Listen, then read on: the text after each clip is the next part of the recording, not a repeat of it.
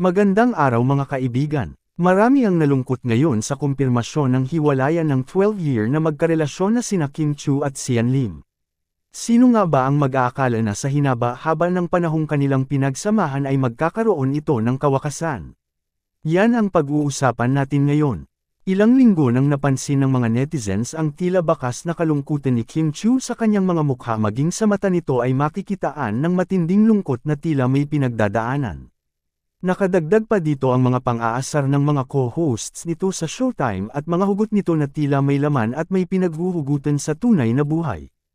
Ito ay matapos mapabalitang hiwalay na ito sa long-time boyfriend na si Sian Lim.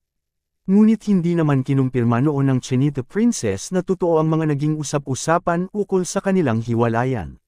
Na nag-ugat pa ng pandadawat ng ibang celebrity na naging third party umano sa kanilang hiwalayan na kalaunan ay hindi totoo at palaisipan lamang ng mga tao.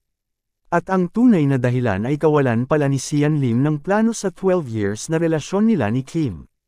Na tila naghihintay lang ito sa wala, sa tinagal-tagal ng kanilang relasyon. Kung ikaw ang nasa sitwasyon ni Kim Chiu, anong mararamdaman mo tungkol dito? Deserve ba ng isang babae ang paghintayin ng ganito katagal ng isang lalaki gayong nasa tamang edad naman na sila at may mga narating na sa buhay? Dahil sa kumpirmasyong hiwalayan ngayon ng dalawa, isiniship naman ngayon ng mga netizens ang tambalan nina Kim Chiu at Paolo Avellino.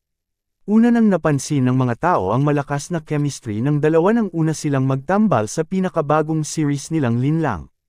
Dahil sa taglay nilang galing at chemistry, marami ang naglilink sa kanila ngayon.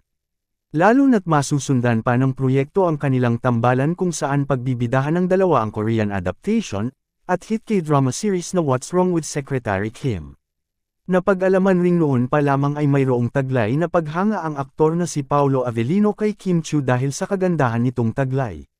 At pinangarap rin ito noong makatrabaho ang isang Chinita Princess na ngayon ay nabigyang katuparan. Isa ka rin ba sa kinilig sa tambalang Paolo Avellino at Kim Chiu? Ibahagi ang iyong komento.